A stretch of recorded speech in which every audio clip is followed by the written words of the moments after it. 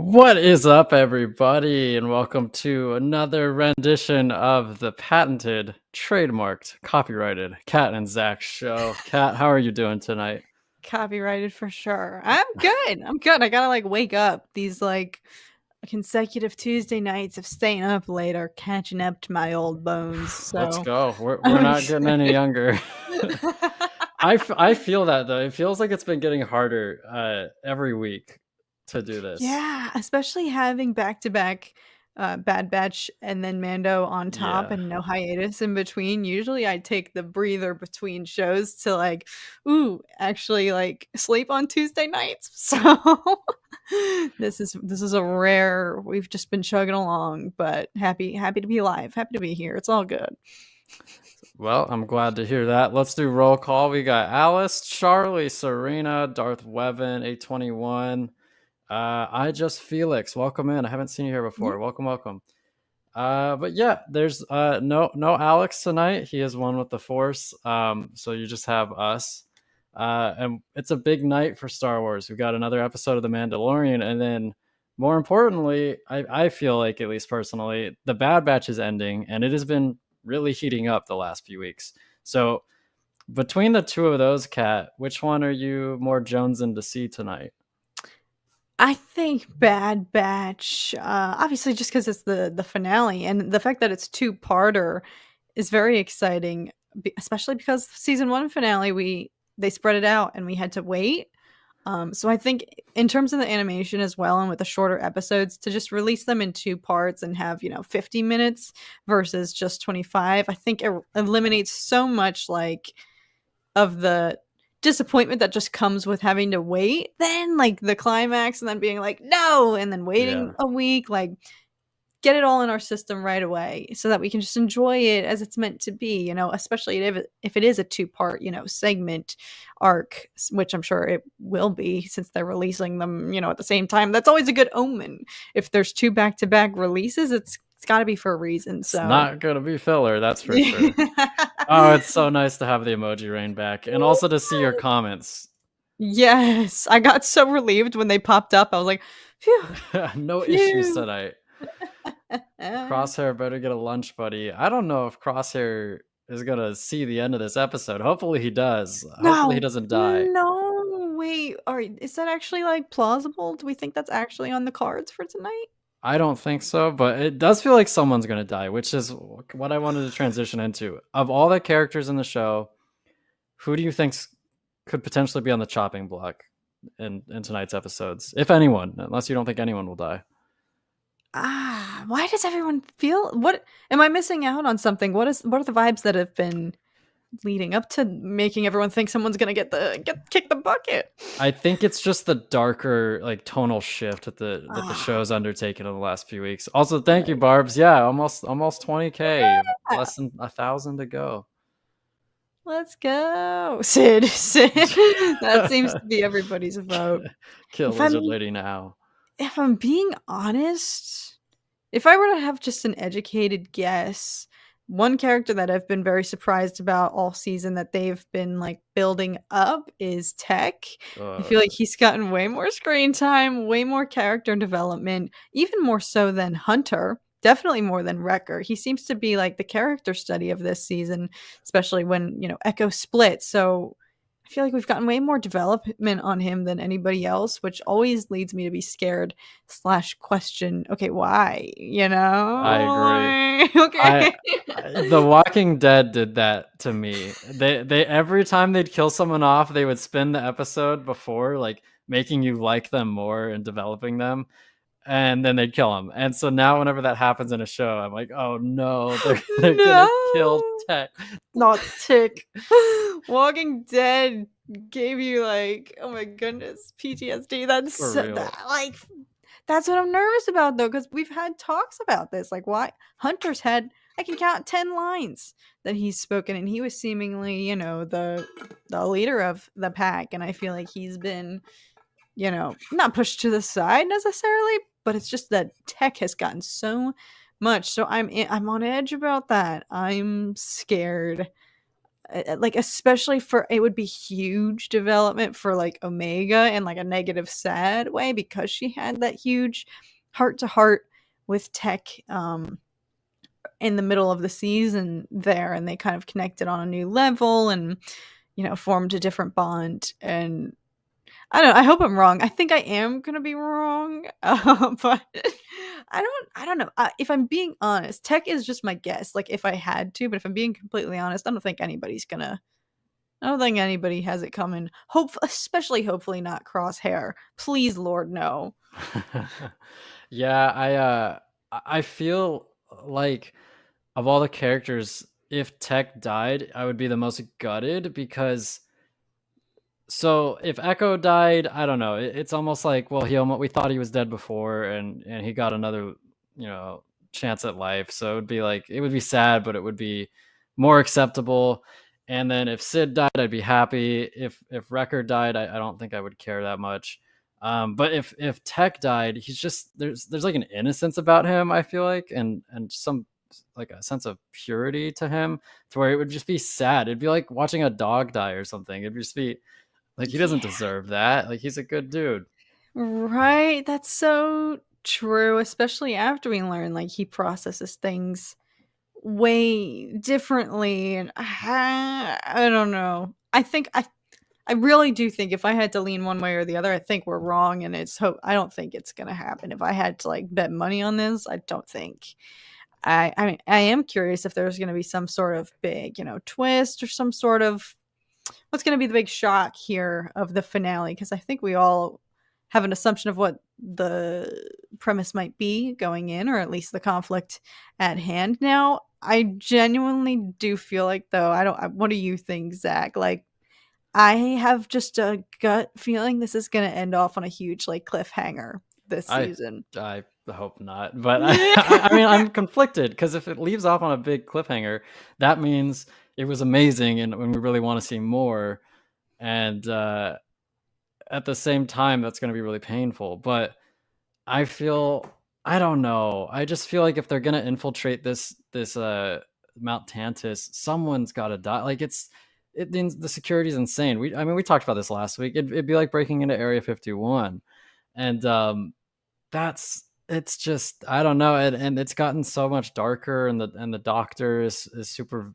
creepy and villainous and formidable, and I don't know, but I do agree with Sir Oglethorpe here when he says, I feel like the whole season hasn't had much of a plot. It's just a mission, crosshair shenanigans, Omega shenanigans, Senate shenanigans, more shenanigans, actual story development with a mad scientist.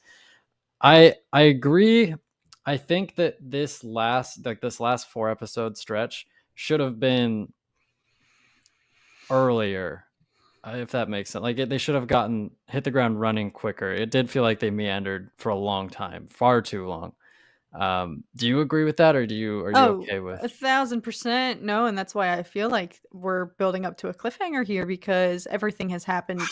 It's seemingly been saved for the very end. Now, like these last few episodes, we've just now gotten what the threat at hand is. Other than, of course, I do think a lot of the overarching conflict of the season has been, the clones being phased out, all of that cover up on Camino and whatnot, the conflict, with the Empire and all of that. But in terms of the Bad Batch themselves, they just kind of been free falling amidst all of that and haven't had their own, I feel like, core direction for the season. And we just finally got it here at the end, which is why I'm so like, how are they gonna introduce this with 4 episodes left and then wrap it up, which is what's leading me to feel like we have some sort of cliffhanger in store.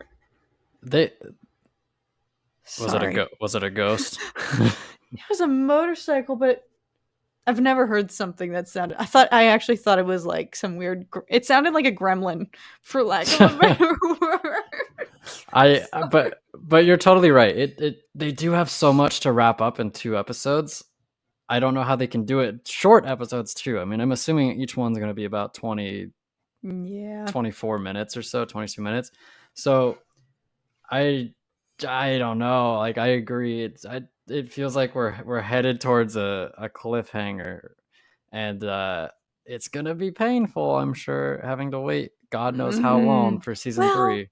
if the season 3 hasn't even been confirmed yet, though, correct? Or, Not that I've heard. right? I haven't seen anything official, so maybe I'm premature in assuming. I don't know if they would. That would be ballsy to leave it on a cliffhanger. If maybe they know internally, like, hey, you're getting a season 3, but we're gonna wait to announce it till like the momentum of the finale or something like that. Like, Right. is that even a thing? I don't know. So maybe the writers operated knowing that they had more seasons in store secured, because that would be real ballsy to drop a cliffhanger on us all and then the show not get renewed. But It has to be. I had a thought that maybe they'd surprisingly end it and it would be resolved after season 2, but I don't feel like they're in a state to do that because, like we've said, they have so much to wrap up, and there's no way they can wrap up an entire series in these 2 episodes, yet alone a season. I feel like they can't wrap up a season in these 2 episodes. So I feel like they are almost guaranteed a 3rd season. I don't know what the numbers are like, the viewership numbers. I'm assuming they're not amazing, but Disney probably gives more leeway to animated shows. Um, if this were live action and we're performing like this, it'd probably get canceled. But um, animation is probably doing fine. Let's see what else I think we were supposed to talk about Mando first, but whatever. Who it's the cares? finale It's the Cat and tonight. Zach show. We do whatever we want. There are no Exactly. This is rules. a lawless place. The docket is more what you might call guidelines than actual rules. I will end the galaxy. I might. If Sid lives through these 2 episodes, I might. Oh my goodness. Yeah, what does she have to do with everything? There's like loose ends here that they've Right. been I don't know. I low key hope that they don't even I don't know. I hope I she don't know. doesn't show up. Right? Like I hope that's the cliffhanger. Like, what are we gonna do with Sid? Not that that is that big of a cliffhanger-esque thing, but I would be fine if it wasn't addressed, if it remained an ongoing issue, let's put it that way. If it didn't get wrapped up, or if they decided, screw it, we're going and we're doing our own thing and we'll accept whatever consequences await us in the future. Season ends. Like, if it were to leave off like that, I'd be fine. I'd be fine. Yeah, I agree. It just feels like I think we're gonna see her because they've been setting it up, but I don't feel like we need to. I certainly wouldn't be upset, and I'm very unbiased in this. But Alice says, imagine we see another flashback and Jar Jar is the one who arranged the rescue, transitioning to Mandalorian. That'd be crazy. And I guess technically it's plausible because they were Naboo soldiers, so it's Right? possible. I'm not saying I believe it. I'm just saying it. You can't 100% rule it out because of the Naboo soldiers and Jar Jar being a representative of Naboo, obviously. So, so that'd be some redemption for the character of Jar Jar because he's partially to blame for Palpatine's rise to power. So if he saves Grogu, Jar Jar is the key to all of this. George has been telling us from the beginning and we just weren't listening. For real. For real. It was right in front of us. A21 missed the last stream and Kat's reaction to Order 66. What was your reaction to Ahmad Best returning, Kat? Freaking amazeballs. Literally so just happy for him. Like, you couldn't wish for a better reappearance into the franchise than what he got. And I just like, yes! Oh, look who it is, Surprise! everyone. It is no longer the Cat and Zach show. Sorry to rain on your parade, guys. You guys have such a good thing going. Literally, I lost track of time. I got in here at 10:50, right? Like, I'm chilling.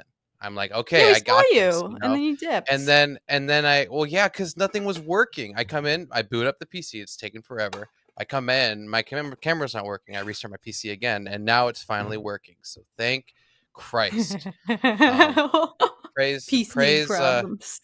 Yeah, I don't know, dude. Well, I mean, it was time management problems. I just totally lost track of time. We actually went out for a change. We've been taking it easy, but we went out. We totally was like, oh crap, it's already 10:30. We got to go. So we're a little late, but yes. Anyway, So what did I miss? He's back from the dead.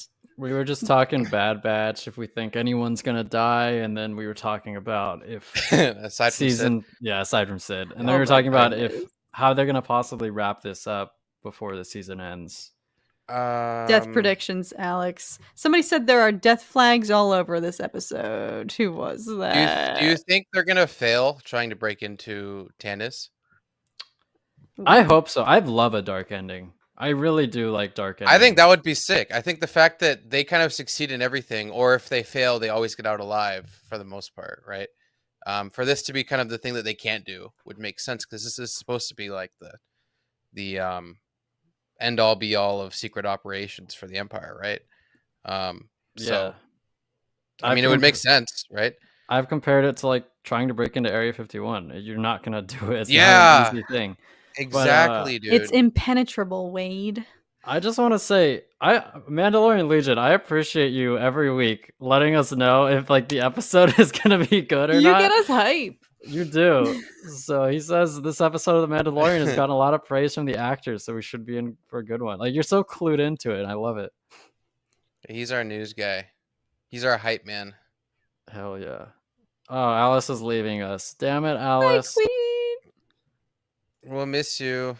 What's up, Nick? What up, Nick? 821. Oglethorpe. Dude, I haven't seen Oglethorpe in a minute. Sir Oglethorpe. He's been knighted. The success in Mandalorian of the Amnesty Program is a good cliffhanger, potentially killing or erasing the memory of the not mad scientist. Dr. Pershing.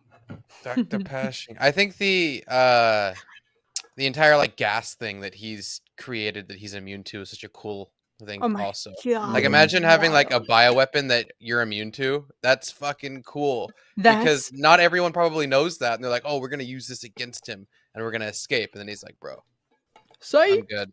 I'm chilling." You know, when he stepped into the room and he wasn't wearing a gas mask, I was like, "What the hell, Bad Batch? Like, are you kidding me?"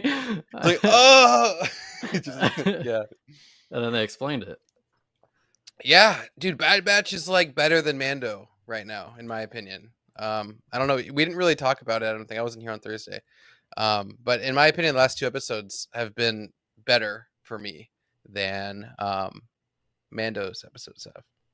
I do agree, and it goes back to what we've been talking about this whole season of Bad Batch, right? It's finally telling a meaningful story, and it's not just playing around in the daisy field and frolicking and not doing anything. It's finally getting to the core of the story, and it feels big. Whereas Mandalorian, I don't want to say it's frolicking around in the daisy field like the Bad Batch was, but it's not hot on the trail of the main story yet. Yeah, I've definitely seen split opinions about this season, which I'll admit was a shock to me because I've thought this season's been off like it's been smoking hot the whole time, in my opinion. Like one after the other. Like I feel like things have gotten better since the first episode, which is what I prefer. Just keep going upward trajectory. But I took to Twitter and saw that a lot of people are like true fans, not even like sorry, that sounds mean. It's like true fans, you're not just a true fan if you only like but people who typically speak very positively about Star Wars voicing that this season just isn't for them and it feels just different. It has a different vibe, and that it hasn't, tonight we're already going into episode 5 and I can't really even tell you what the main plot, the through line is of this season necessarily, other than it's turning into like the Bo-Katan show, which I'm not opposed to, but there are people saying, is Mando becoming Book of Boba Fett now, where like other characters are taking the spotlight? I mean, what do you guys have opposition to that? Because Bo-Katan is like, I'm not opposed, but I'm sure other people maybe are. I don't know if it's necessarily like being opposed to what they're doing, because I think the Mandalorian needs to venture out into different mediums and different characters. I think that's important. So I think that idea in itself is okay. I think one of the big problems is it's kind of losing its identity a little bit about what it was, and in doing so, it's maybe, in some people's opinions, detracting from the character of Din, right? Because it seems like, at least for me, since the first episode, Din's kind of been a bumbling idiot for everything, right? It's someone's always saving him. This season? He hasn't really done everything that he does fails. Everything that he tries to do, he's not like what we've known him to be. Like ever since he's become a dad, he seems to be not capable of even protecting Grogu at this point because he seems to always be failing, right? And Bo seems to be the one that is kind of shining in this show. And so whether that's a good thing or a bad thing is not, I feel like Din's a completely different character than what he kind of used to be in a way. Just whether it's him falling into like the pit of the mythosaur, whether it's like him not able to like fend off the bot and sending Grogu to go get Bo-Katan, or I don't know, like he's not sitting well with me after like kind of watching through him again. I've noticed watching him consecutively, I kind of picked up a key trait in Din, and that's that Din is literally just a bumbling fool now for the most part.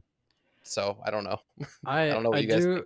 Kind of see where you're coming from. For example, when he falls into the mines of Mandalore, I thought that was kind of stupid how he, because I thought, oh, it must have pulled him under. That's what I thought too, which makes sense. But then he's like, oh, it was deeper than I thought. It's like, well, how is Bo able to go down there and pull you all the way up? Why can't you just do that yourself? Why did he go unconscious immediately after? Like, do you not know how to swim? I thought that was really stupid. I feel like they just engineered that so that Bo could see the mythosaur, and it wasn't very convincing. And also I think that it's just been a lack of, like Kat said, it's becoming more of the Bo-Katan show. So he hasn't really gotten his usual screen time, and he hasn't really driven many of the episodes. So I do feel, I don't know if he's a different character. I just think he's being treated differently by the show in this season. This might sound so stupid. My interpretation when he literally immediately plummeted to the bottom of the chasm in the living waters, I felt like, I thought it was symbolic, like because he had strayed, like the second he entered the water, like he sank a little bit. Like I saw it. I thought it was like a metaphor at first. I don't know. I don't believe that it was the mythosaur necessarily that pulled him under, but I saw it as some sort of like, I don't know. Reckoning, like reconciliation, like he's becoming a different character. But it's like, I think you're looking into that too deeply too. I think there's like a lot of things that were more geared towards Bo-Katan seeing the mythosaur there and less Din becoming a different character, right? That is fair. That's valid. Yeah. It seems to all, like we said, it seems to all be leading to Bo, which again, I love Bo-Katan. It's fine. It's just, it's very interesting how they're handling Din in this season. And also kind of the comparing and contrasting of opinions for whether or not Bo is truly a convert or if she's just playing it. And it's like, I don't know, at least for me, I've never seen Bo as being someone who, in this case, would be lying about this whole thing. I mean, it makes sense to why she would want to convert. It makes sense to what she's doing, but I think she just has no other options. So that's just what she's doing, right? Yeah. It's just it's like, it's weird to see like the different differing opinions and arguments over this simple fact that, I mean, I really honestly think Bo is just out of options. So she's just seeing what happens. Like I don't think she's far one way. I don't think she's trying to plot against anyone. It's just she's out of options. And it's kind of weird because right now it feels like it's written itself into like a little corner. So I'm curious to see where it goes. But last episode, I don't know, everyone in chat and you guys, we didn't talk about this, but I wanted to get all of your opinions on the temple and seeing Jar Jar in live action without being Jar Jar. I wanted to get everyone's opinion on that really quick, if you guys don't mind. Yeah, that's actually what we were talking about right as you joined. Okay. So perfect segue. I loved it. I mean, it was not what I was expecting. Would it have been the storyline I would have chosen? I don't even know. I feel like there were a million different options out there in the ether for them to go with for this route, and I was just hoping for something that wasn't going to be predictable. Like I wanted to be taken by surprise, even after all this time. I mean, we've had years to theorize and conjure ideas as to how Grogu escaped the temple, or if he was kidnapped from the temple, not even necessarily escaped, like whatever went down, we've had so much time to think about it. So I was just relieved in that sense that I still had a jaw drop, like, no effing way. And like my soul left my body and I had that experience, which I love when it happens with Star Wars, when you are asking yourself, like, is this actually happening? And for that to happen to Ahmed Best, like, was just, I feel like, so rewarding all around. So I maybe have rose-colored glasses about it. I don't know if that's the way I would have like envisioned things happening. I hope they don't leave it open-ended again now for another 3 years. Like, they're obviously planting seeds for it to go somewhere. So I hope they just follow through, because I think we have more questions now. Yeah, I pretty much agree with everything you said. I was really excited to see him back in Star Wars in a live action role, but I did want to respond. Serena, he said that he just fell in, that he thought it was deeper than he thought. Oh, sorry, you were responding yeah. to Serena's issue. Okay. I feel like if he had been grabbed by the mythosaur, he would have said something pulled me under, but he said he just fell. And I don't think he hit his head either. He just like he just pencil dove in basically and just sank all the way down. Which I mean, he's a freaking Mandalorian warrior, some of the most elite warriors in the galaxy, and he can't swim. Sorry, I don't want to rant, but yeah, Ahmed Best, very cool to see him back.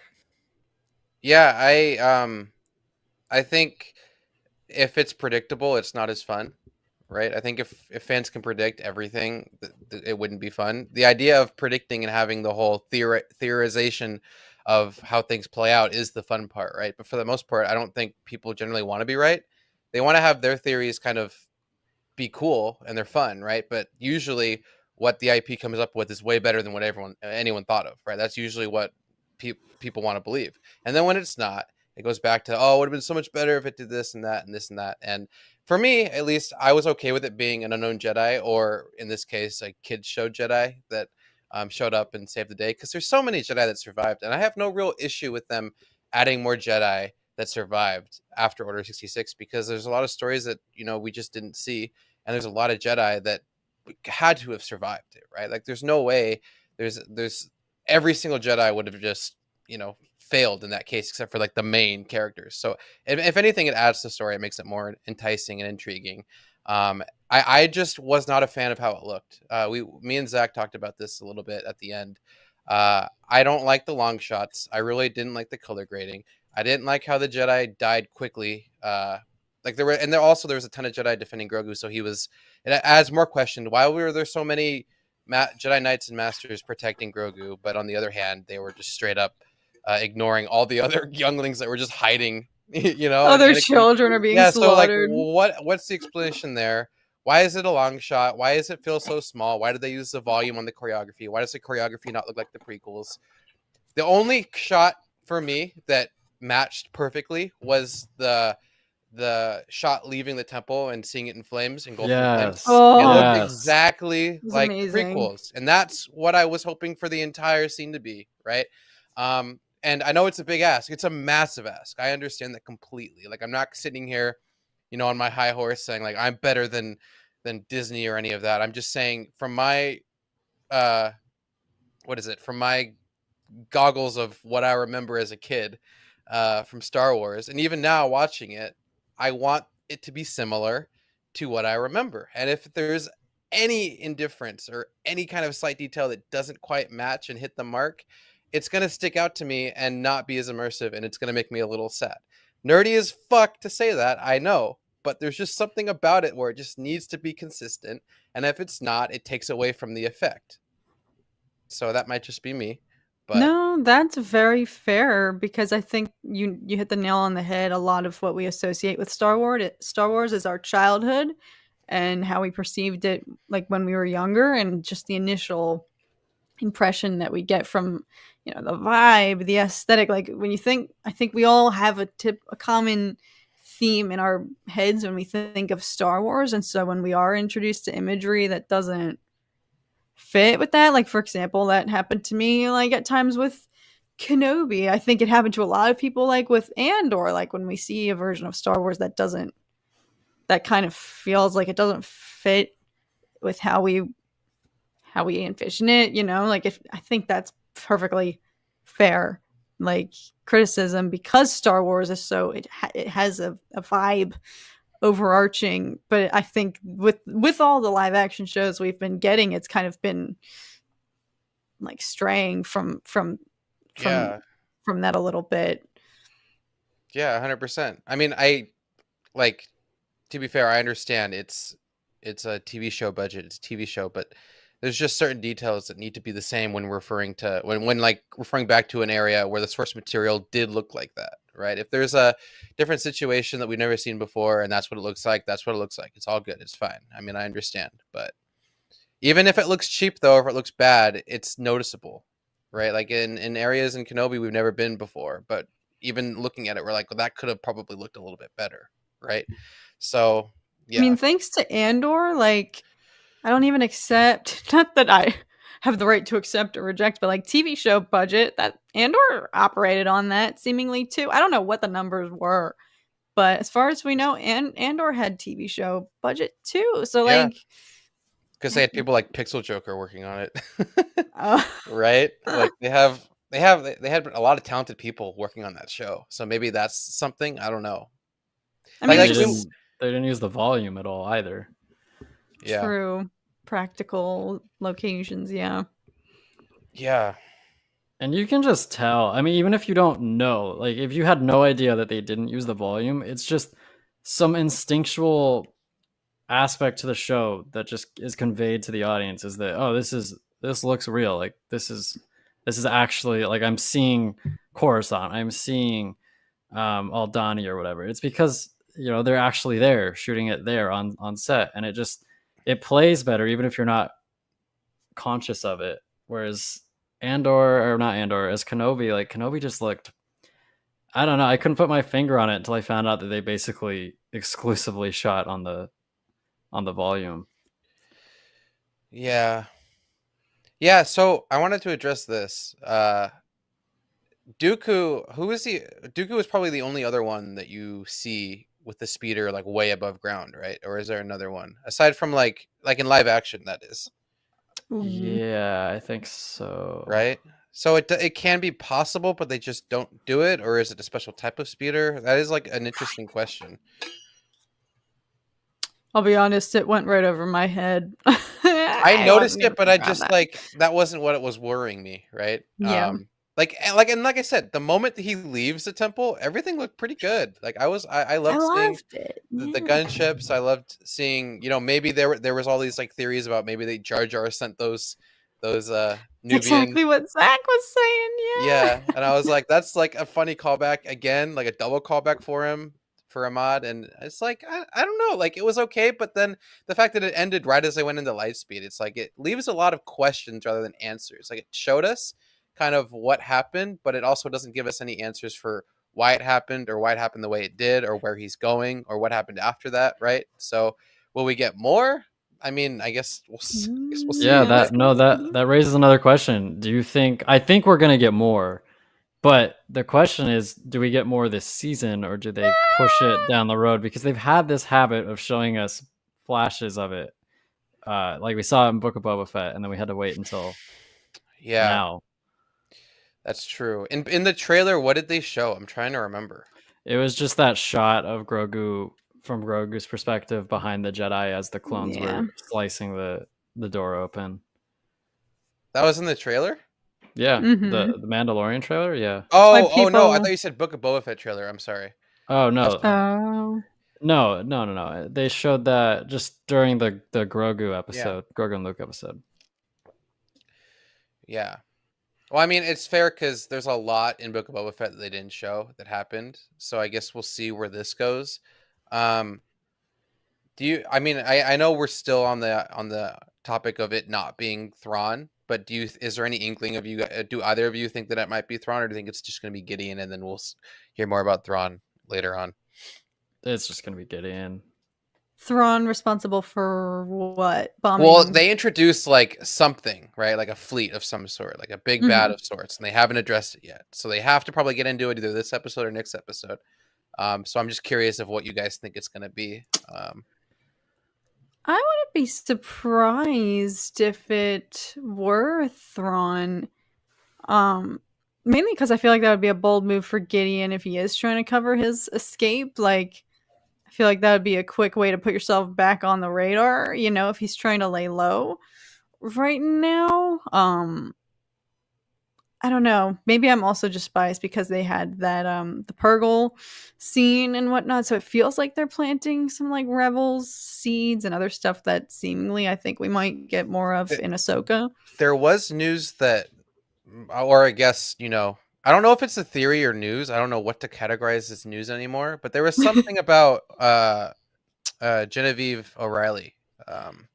Oh, I saw that. Yeah, so like she might be in it. I don't know. Maybe we see some like rebellion starting, like the literal start of the rebellion. In Mando? Yeah. Yeah, that might be something that happens. I'll take it. Holy shnikes. I mean, we did get 50 minutes of Pershing or 40 minutes of Pershing. So if we get 40 minutes of Mon Mothma, I'll be way happier about that. I was gonna say that'd be random as hell, but they've done something like that before, where they just have an episode, shoehorn in an episode that's unrelated to the show at all, but they're just gonna do that. Yeah, it's Andor episode 13 in Mandalorian. Off topic, but I finally finished my script for a Lego Blender animation about the descendants of Darth Vader and Bastila Shen. I was thinking about this. It'd be like really unfortunate. Well, it'd be cool, but I feel like it would just be really unfortunate if Disney kind of went back to Old Republic stuff. I actually almost don't even want to see them touch it. Really? To be completely honest with you. Unless it's like going to be in like extremely high-end animation. I don't want to see a live action version of it because there's no way that they can afford it with what is going on right now. There's no way they're going to sink a lot of money into it to make it look the way it needs to look. There's no way. And I hope to God they don't do it at this stage, or at least or if someone else buys Star Wars, that they can put more money into it. It's like, I know they're not going to put the money that needs to be put into for a show like that. I don't want them to do it on a Disney Plus show. That's for sure. If they were going to come out and make a trilogy about like Darth Revan's story and then just if it looks like the sequels, yeah, that'd be sick. Yeah, exactly. It's written well, yeah. Exactly. If they can do it on the big screen, I'm all for it. I would be so pissed off if they're like, we're making a Revan show. Like, no. And it's just like what they did with what was that movie that you liked, Zach? Willow. Yeah, like they do it and it just looks exactly and feels exactly like Willow, dude. Would so you guys? Yeah, I'm sorry for that, man. The super high quality animations that we do have with like the Old Republic trailers, like the most recent one, like with Malgus, for example, like that's expensive as crap. Correct, just it's like to make 5 times more expensive than live action. Holy shnikes! I was gonna say because I would totally be down for it's like $20,000 per finished minute for animation like that. Yeah, it requires like an enormous team. Like, oh my god, I can't. It like hurts my brain thinking about those animations. Like, there's big studios for big game companies. Like Halo, for example, did really massive Blender animation like that for just a trailer, for a 2-minute trailer, and they paid like $10 million for it. So it was like, that just shows you, right? Like what it takes to be able to make stuff like that. And there's a reason why they don't do it, because it's like you will never get a return that makes sense. What is in that realm? Blender animation for a layman like me who don't fully know what that is. Oh, just like they do it on a thing called Blender, like a platform called Blender. And it's just yeah. I thought you were talking because I'm so they're so real. I was wondering if it was a mixture of like mocap plus. It can be. Real. It definitely can be. Yeah. They put it in a blender, cat. They turn it on. They hold the lid. And $20,000 later, yeah, it's ready. Serena just watched Labyrinth recently. I feel like Labyrinth comes up every week on the show. It's having a resurgence. Let's go. I think David Bowie is phenomenal in that movie. It is such an interesting movie. I love it. It is iconic. I haven't seen it since I was a kid, and it looks so different when I was a kid. And now watching it now, I'm like, holy fuck! This is Rest in peace. Something. Yeah. The actor who portrayed Hoggle passed away last week, I think. So perfect time to honor him. And rest that in movie peace, is Hogwarts. Yeah. Oh, it's Hoggle. Disney just cut their metaverse division and did more job cuts. I'm scared for what this means for Star Wars. Yeah, they laid off 7,000 employees, I think. I saw something. That sucks. 7,000 employees across all divisions. So I wonder how many from Lucasfilm or how many from like the Disney and like, oh my God. Poor When you Disney. said metaverse, I was like, Facebook. I'm like, okay, that's good. Metaverse. Yeah, is who done. cares about the Yeah. metaverse? Yeah. It's like, I do not want to see fucking weirdo Zuckerberg up there with his fucking slimy, snaky eyes tell us more about how he knows our future and where it's going. I'm tired of it. The metaverse is going to be our future, though, y'all. I feel like I just saw something on Twitter. This could be wrong, but I swear I saw an article this morning that was like, in the metaverse, you can experience what it's like to die and go to the afterlife. I was like, what is happening? Maybe I'm misremembering that, but How would metaverse? you how would they claim that you'd be experiencing death and going to the afterlife? That's absurd.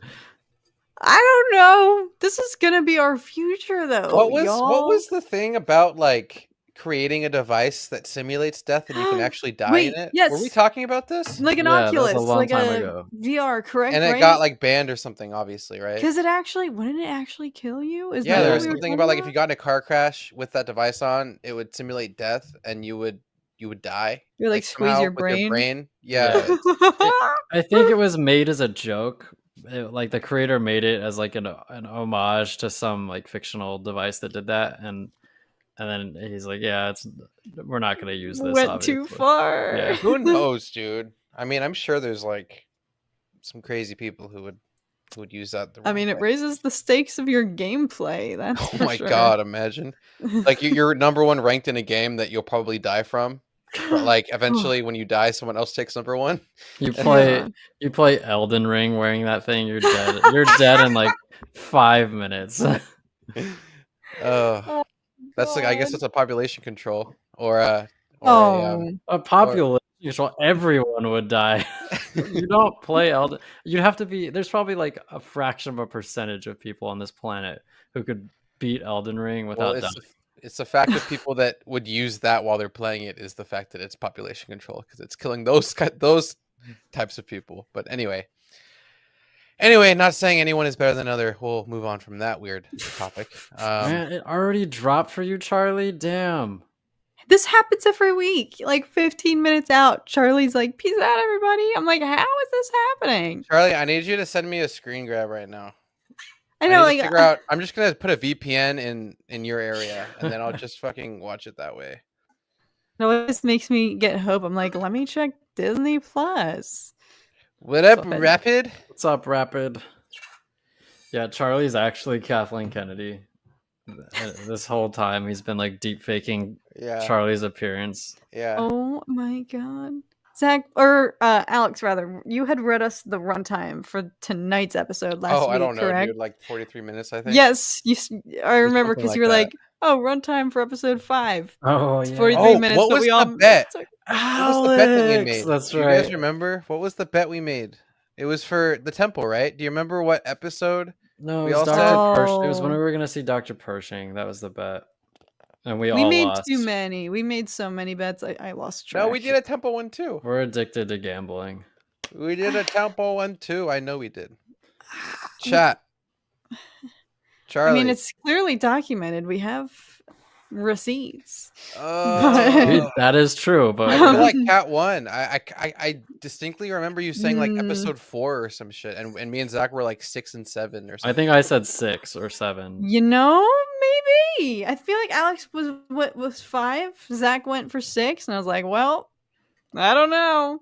I'll I don't go know. 4. But I thought that was Pershing's episode because Kat said Yeah. episode 1, and I just did one And after we made what you another said. bet. We made another bet after that. I think one. we were like, when are we going to Coruscant?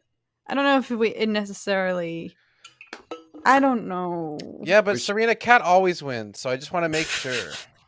Cat won the Pabu discussion. That's Up. right. Coderman. Coderman. Hi. We should make another bet right now. What do we want to bet on? Um, And we're gonna remember. when it will this we time. see the big bad that appeared in episode 3 or 2. Huh? What was that one? Was that 3? What big bad? The fleet. Oh, Last episode or 2 episodes ago? Who 2 episodes? I think was it 2 or 3 episodes ago? I don't even remember. It was 2 episode. Okay. episodes ago. Yeah. When will we see whoever that was and what the threat that they impose on the Mandalorians and the galaxy? Episode 7. I'll say 6. I guess you have to say the finale unless you think it's gonna happen tonight. I'll say this Alex. episode. I'll just say this episode. All right. So Yeah. Alex is 5, 6, 7. So We are gambling our life savings on this one. So let's hope to God. We do right. not encourage this behavior. The bet was, what episode do we go to Coruscant? How the hell does Rapid remember that? Keeping Rapid tabs. has a perfect memory. Keeping tabs. I want to know from you guys because I keep seeing Twitter go ballistic over this and people being like so desperate, like, please listen, we just need a Satine name drop. Like, I think people are chomping at the bit, but I'm Bro, starting I've to given up. worry. I've given up. Alex Not is even gonna like bother. Alex is like sequels Luke with this. He's done. He's disconnected Don't give himself me from it. hope. Yeah, I'm done having any semblance of hope for anything that I want to see the way I want to see it, to be honest with you. I'm just along for the ride and enjoying it as best I can. That's all. Alex will win. Alex has been speaking facts this whole night and going. Alex is not going to win. Tonight's going to be the pirate attack on Dude, if- Navarro. Yeah. Can you imagine if I win? definitely- Oh man, that'd be beautiful. You're going to lose, and we're going to know tonight that you lost, and then it's just going to be a 2-dog race. The pirate fight on Navarro. If the whole episode is that, I'm gonna be pissed. I think it will be. Yeah. Ugh. Do we have any idea what title is? Where's Mandalorian Legion? Pirate fight on Navarro. The entire episode, pirate fight on Navarro. Din and Grogu encounter pirates on Navarro. That's what Yo, as long as we see that big green guy again, I low-key want to know more about him. Who, That would be thing? cool. The swamp thing. Mossy, the swamp Yeah. creature from the Black Lagoon. for I real. hated how they did this in the first episode, and it's such an expository like writing issue. But every time they said the pirate guy, like they referenced him, they would say his full name. They're like Pirate King, whatever his name is, Pirate King Num Num. Yeah, Now we don't even know Mandalorian, it. and they just I don't remember it, and all it did in the moment was like, would they really be saying his full Gorian name? Shard. Oh yeah, Pirate King Gorian Shard. Well, they King had Gorian Shard. to have that moment of exposition to let us all know that he's the king. We'll say if it they- once, If but they then just said after Gorian that, Shard, we'd be like, oh yeah, because I definitely know who that is. But then again, writing dialogue for the sake of the audience It's out. trying to understand is like really it's really noticeable sometimes. It's like, everybody in bro, chat's going crazy. We It's need out. Hondo. Great person to get the pirates to back off. Hopefully, I think there's a chance Hondo. Real quickly, I think Hondo is going to be in the Ahsoka show. That would be fun. Dude. You know, there's a lot of really good ideas that I think either Zach drops, Cat drops, or even anyone on the internet drops. And I'm like, oh, that would be But actually really definitely interesting. not you. And then apparently. and then it just like never happens. And then I'm just like, well, you know, it would be nice if something cool that everyone kind of maybe theorized or thought of could happen, and it's not just like an obvious thing, because it's sad how obvious some things are. I don't know if it's just me, but All right, chat. Let's really quickly do an emoji rain. is it already out? Yeah, It it's out. is. Real quickly, Fuck. rain down emojis upon us so that we can go watch this show. 44 minutes. I bet there Ooh. won't be in its unused footage. We can only hope. Maybe we shouldn't say it then. Yeah, I agree. Oh wow, Alice comes back as we leave. All right, are we doing the emoji rain now? Yeah, do them. Make it rain. You may fire when ready.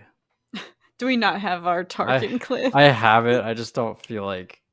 There we go. Yes. Yay, LGBTQ. Huzzah! Love And it. The trans flag too. Huzzah! Animals, Woo! clouds, rain, caterpillars, birds. What the hell? is that? Coffins. Jesus. Also, I'm just prefacing this. If it's the pirate episode, I won't be coming back. Ow. Just I don't saying. blame you. I never come back, so But I have to gloat about you losing the bet if you Yeah, I know. come back for like 5 minutes. Okay, I'll come back for 5 minutes. Crying. Yeah, in profusely. tears.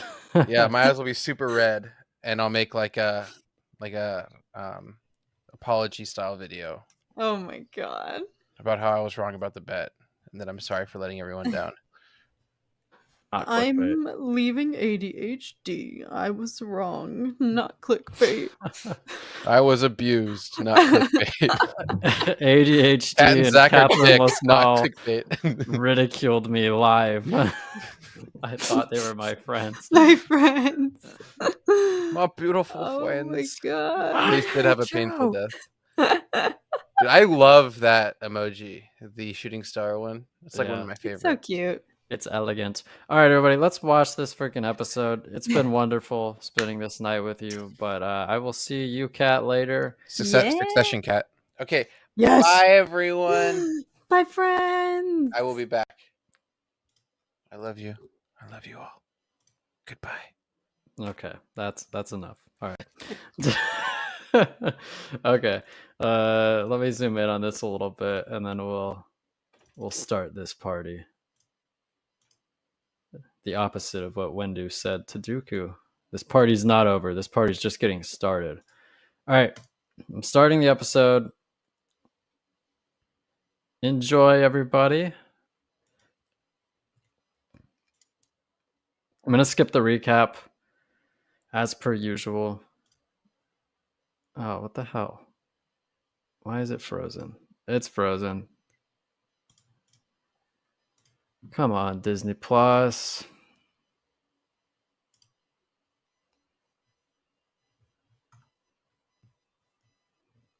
My Disney Plus is currently frozen. Refresh.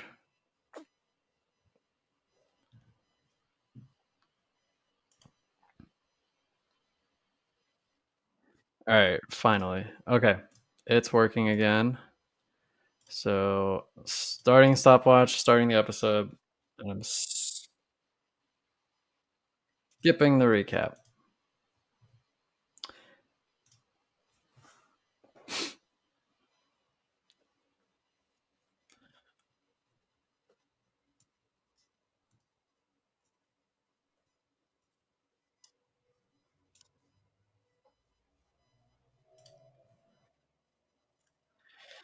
It's Navarro. This isn't looking good for Alex's bet.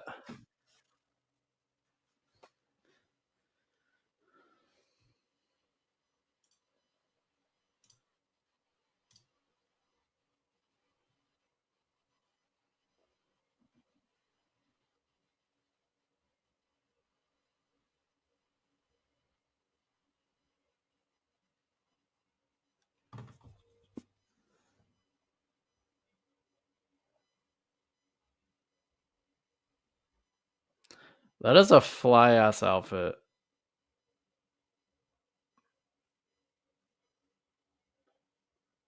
It's Pirate King Gorian Shard.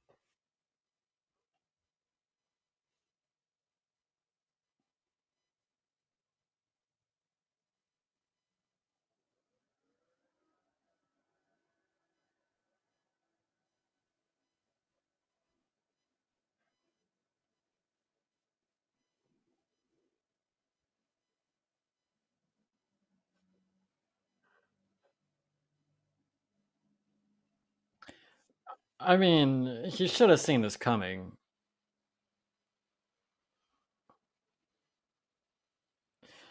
Help me, Dinjarin. You're my only hope.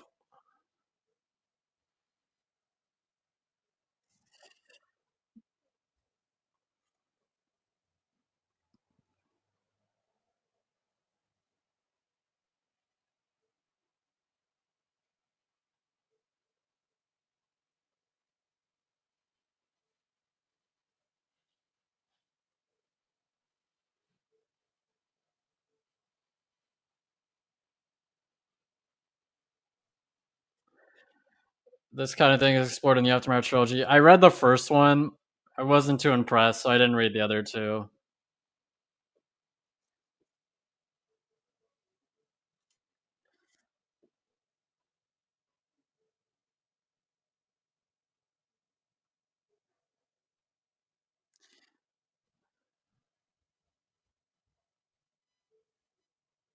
The pirates.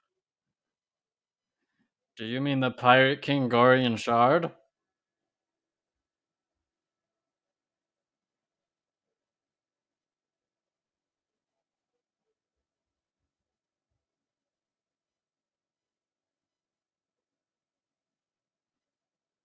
Interesting music.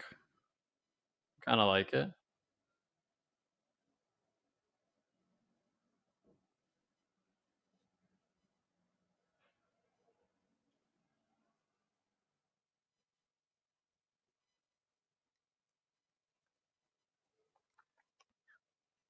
This is the Vietnam scene.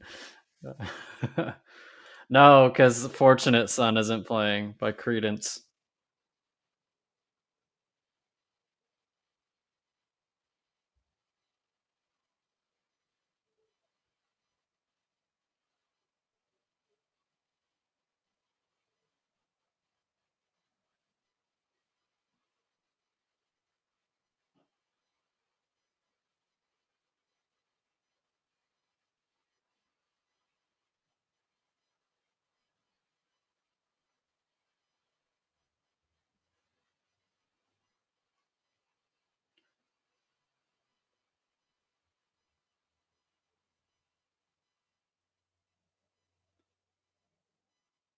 Holy crap. Is that Zeb?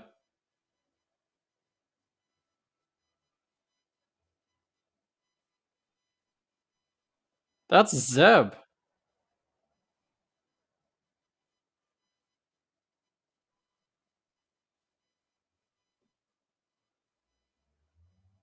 Is it Zeb? I don't know if that was Zeb. I think it's the voice actor.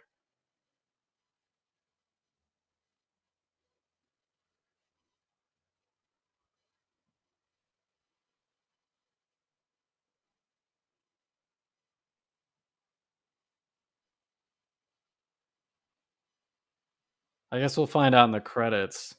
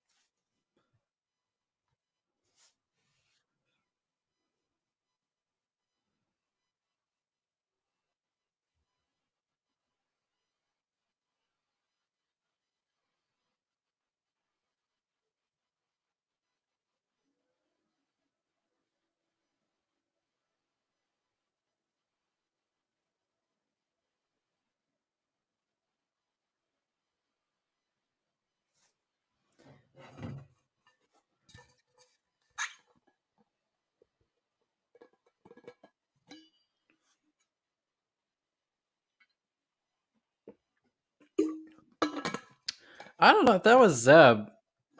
I figured Zeb would be either with his people or with Hera.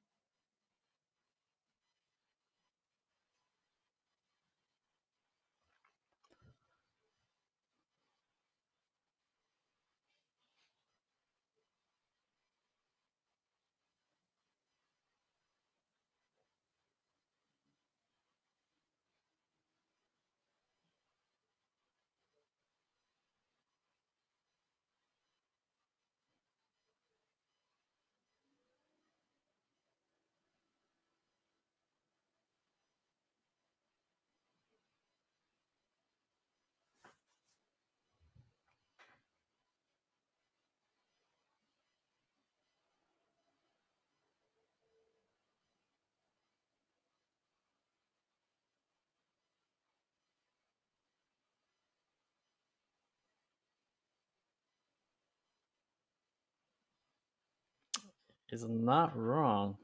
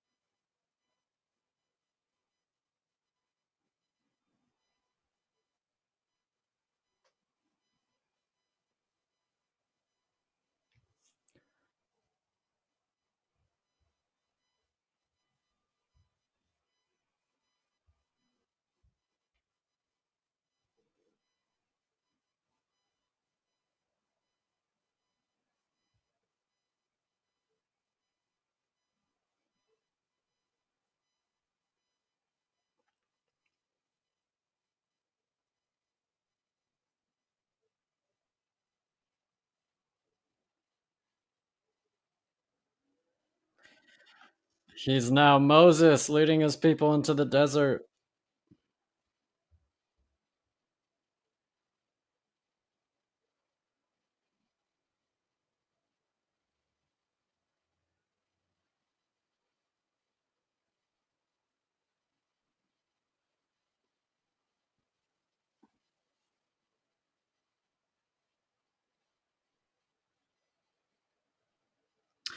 This is like in Age of Empires when your city gets destroyed, but you get all your villagers out and go build a base somewhere else.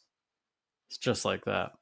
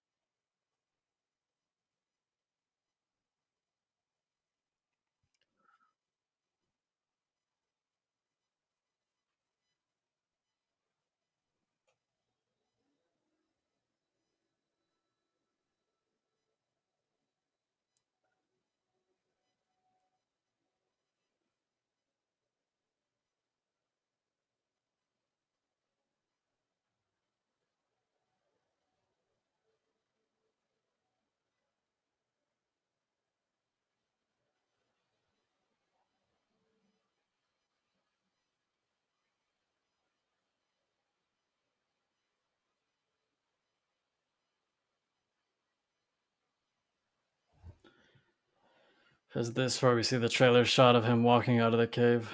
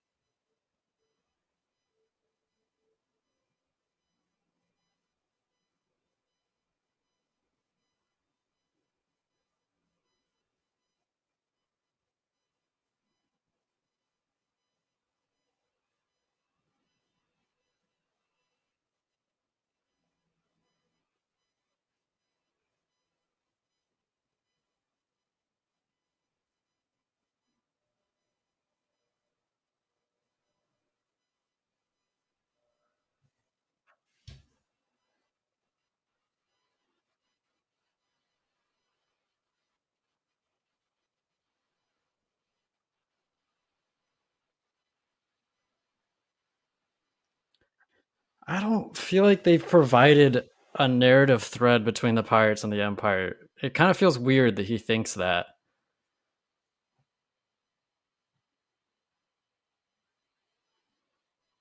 It just feels random that he's associating that with pirates.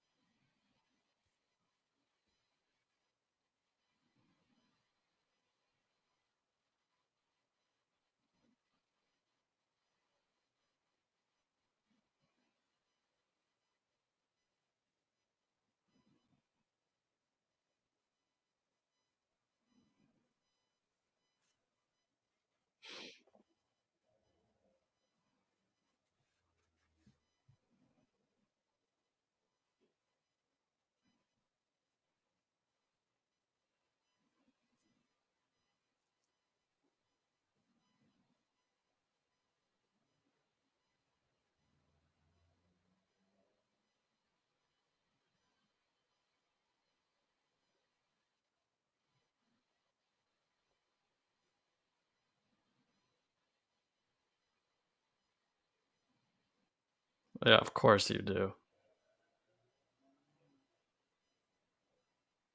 He's gonna do it.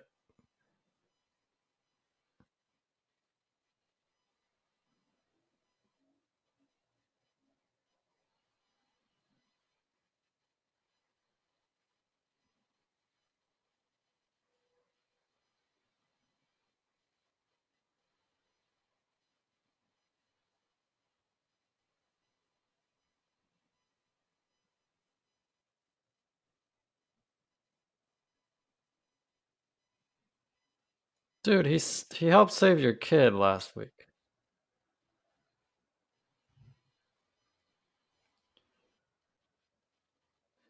You don't have to be a dick about it.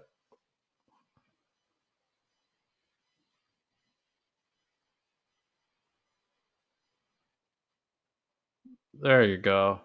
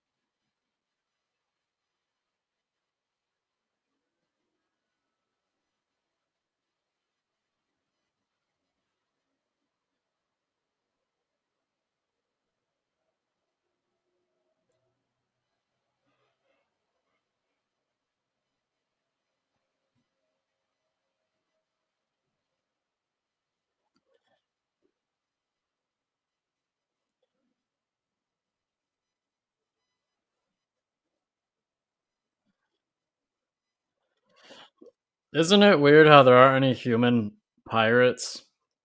You'd think there'd be a few. It's kind of racist, Disney.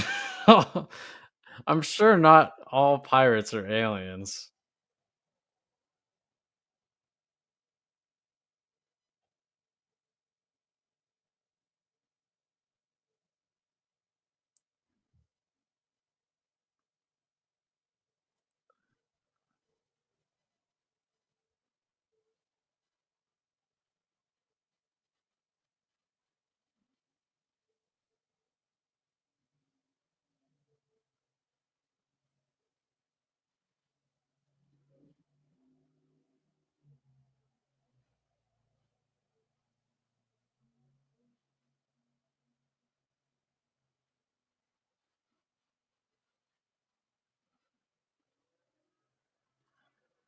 White people are held in a higher regard than Corin.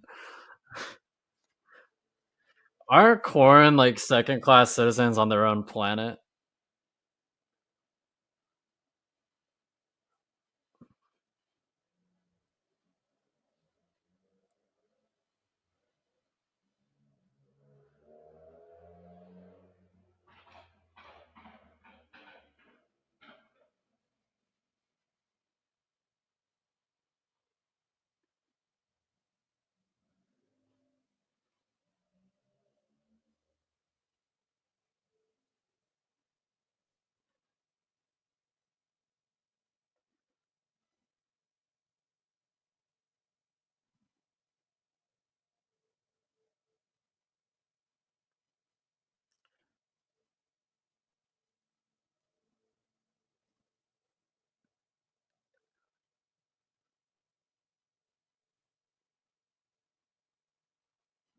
Yeah, these pirates are screwed.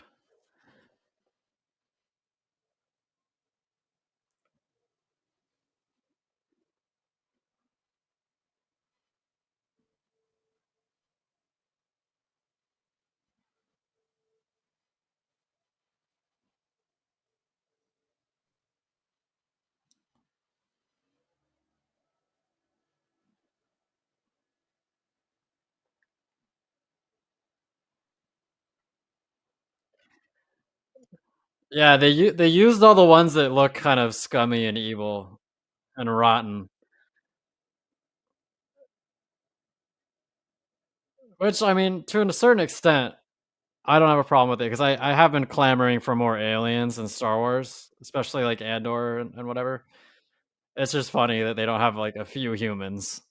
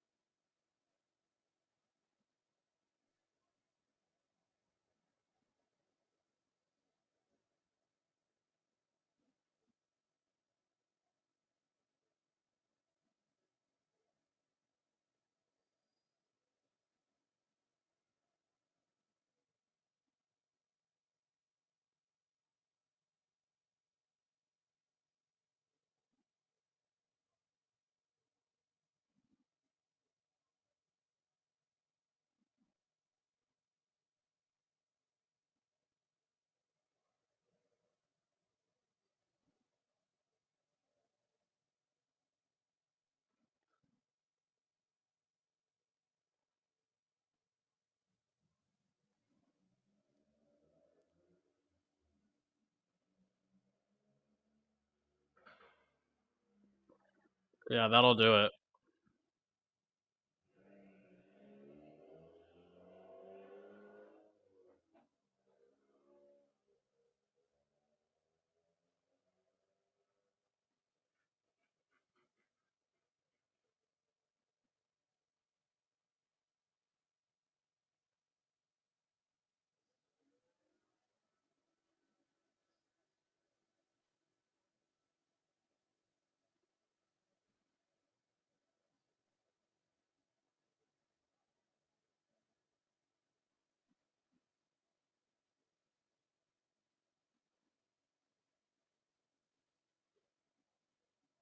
You know, Din's an underrated pilot. He's pretty damn good.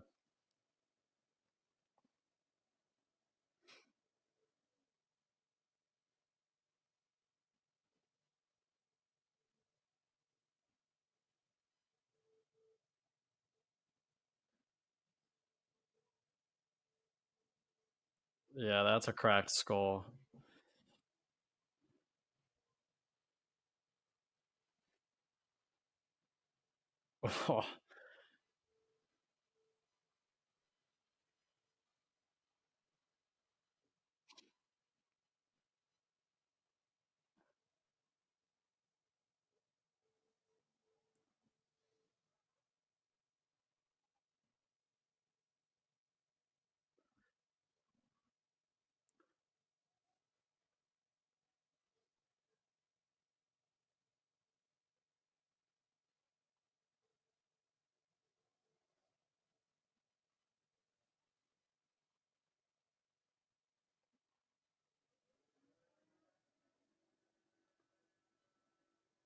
Jesus.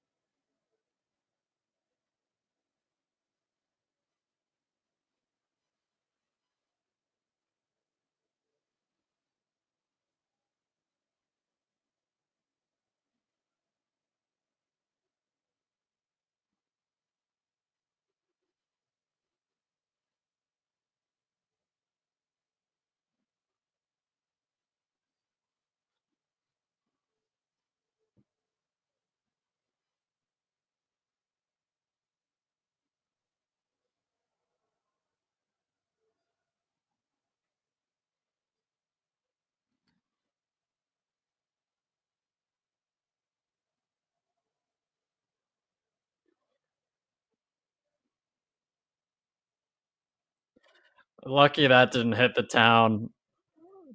God damn.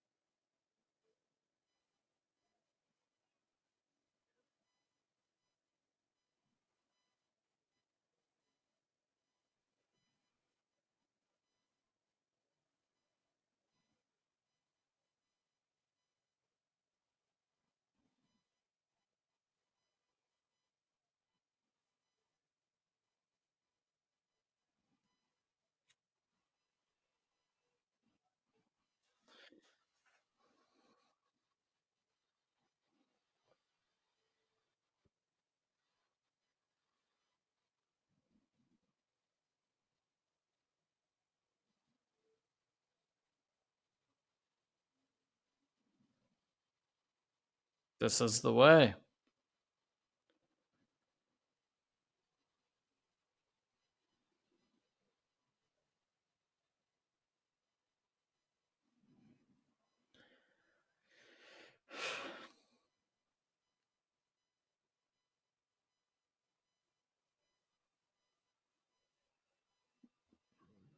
Music sounds a little suspenseful.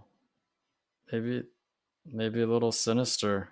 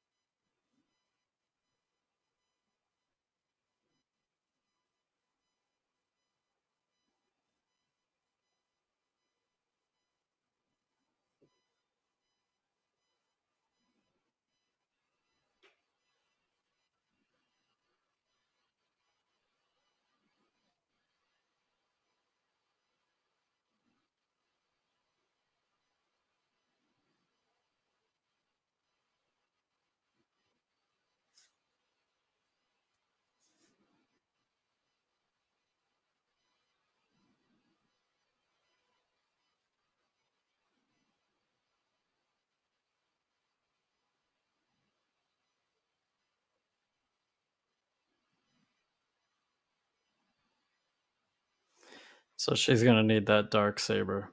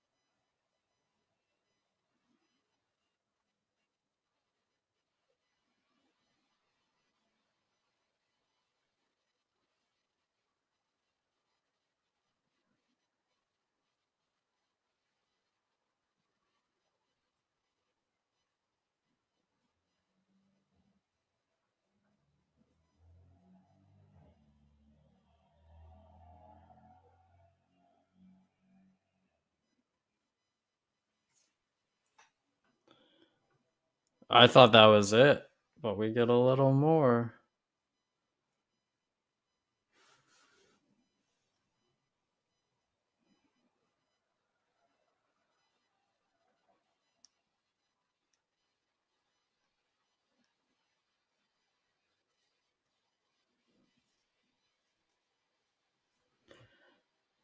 Yeah, I love Bo-Katan.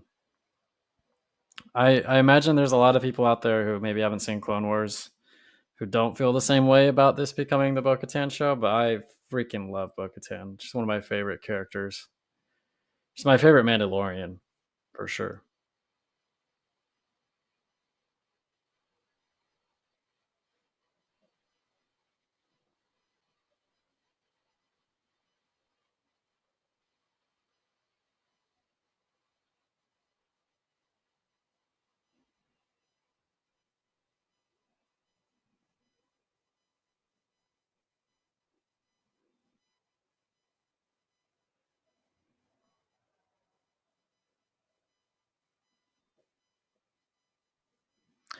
What the hell could be going on here?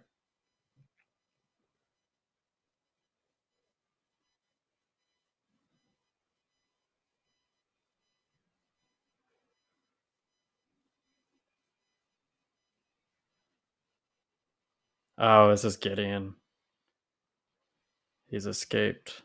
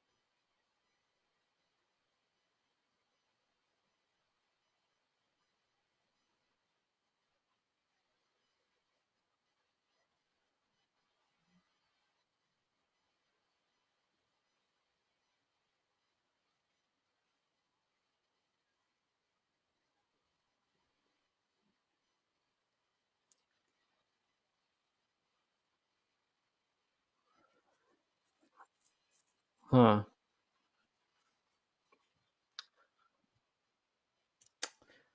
Taken by Mandalorians. Interesting.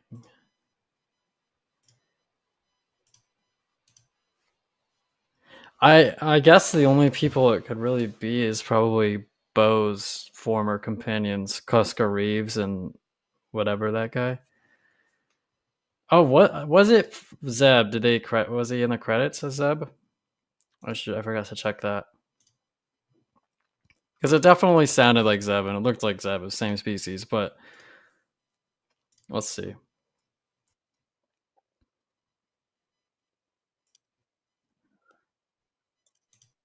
Are they gonna show the cast?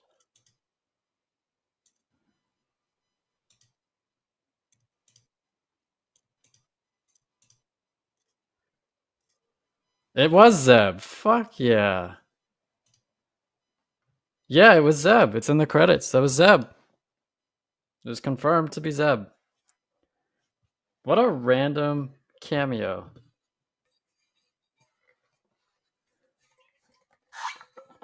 Man, if you would place a bet on Zeb appearing in this episode, you'd be a very rich person.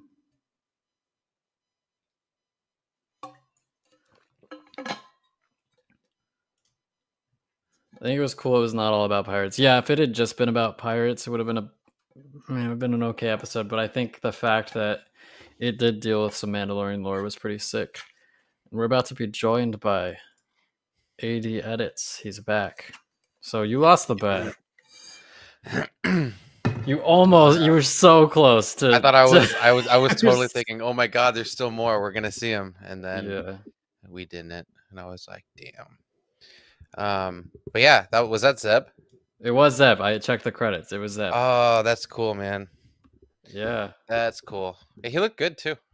He looks good. He looks okay. I think. Let's see, what was I gonna say? I remember like the entire episode. Actually, I'm kind of upset I didn't talk about it on the stream. I was like, they definitely somehow, you know,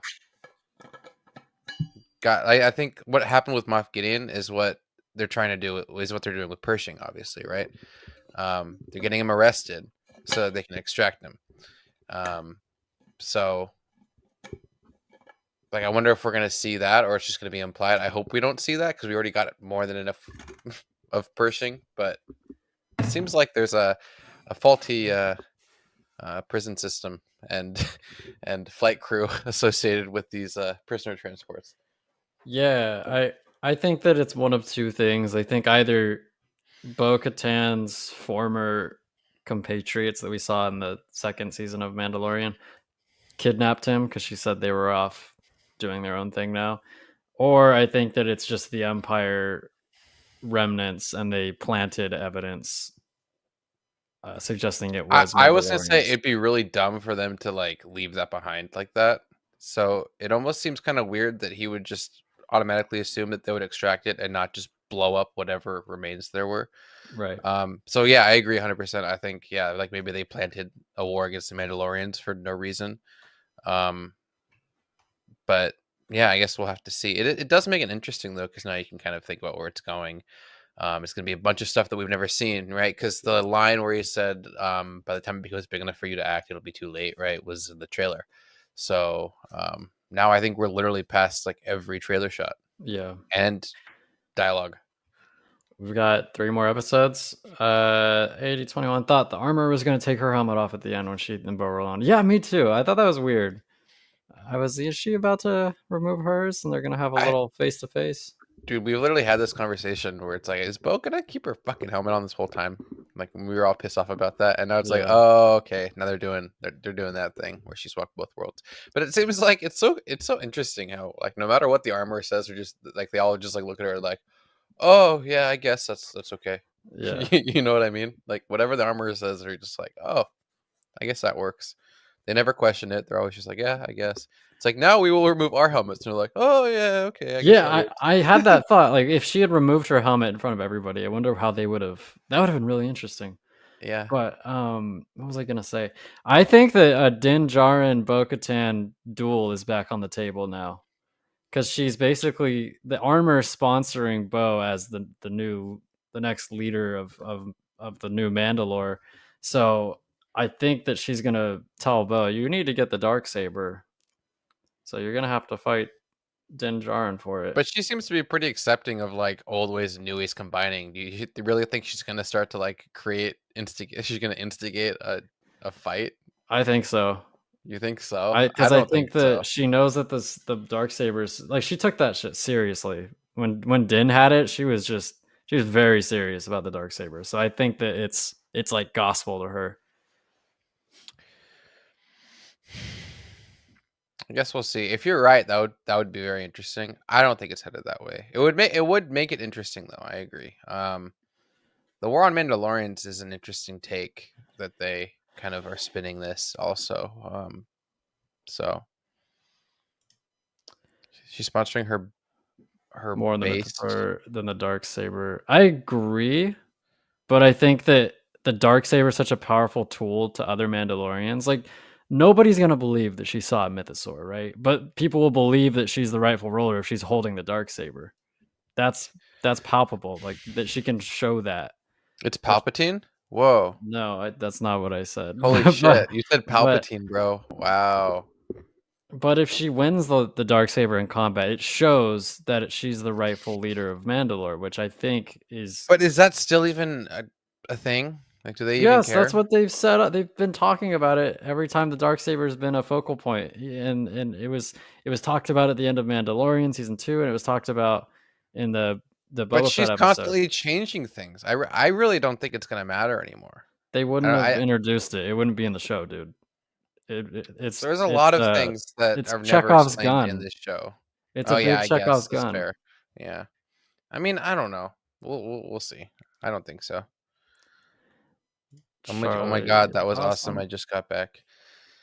Yeah, it was better than I thought. I thought the pirate thing was gonna be like the entirety of the show, and I was gonna be like, oh god. But it was actually pretty cool, man. I didn't mind a lot of like the little action scenes because it was quick and to the point, and they were efficient. And yeah, it's like they're just a bunch of pirates, man. Fuck them up. Everybody do the 07s in chat for Pirate King Gorian Shard. He's with the one with the Force now. Yeah, he won't be appearing on any live streams anytime soon. No, he's for sure dead. Yeah, for sure. There was like an after credits of him like rising from the ashes. Like, Shucks, Arroyo. He's just Davy Jones now. Yeah, he's just Davy Jones. Starting at Bad Batch. Oh yeah, fuck. Yeah. I gotta go get to that now. All right. Well, we're gonna end this here, guys. Thank you for joining us on another late night watch party. Still 10 of you here. We love you. Be sure to like the stream. Don't forget to like the stream. Yes. Like the stream. Smash that like button. If you're not subscribed, I'm sure all of you are subscribed. But that's gonna do it for us. We'll see you on Thursday, and we'll talk about this episode and Bad Batch. So see you next time, folks.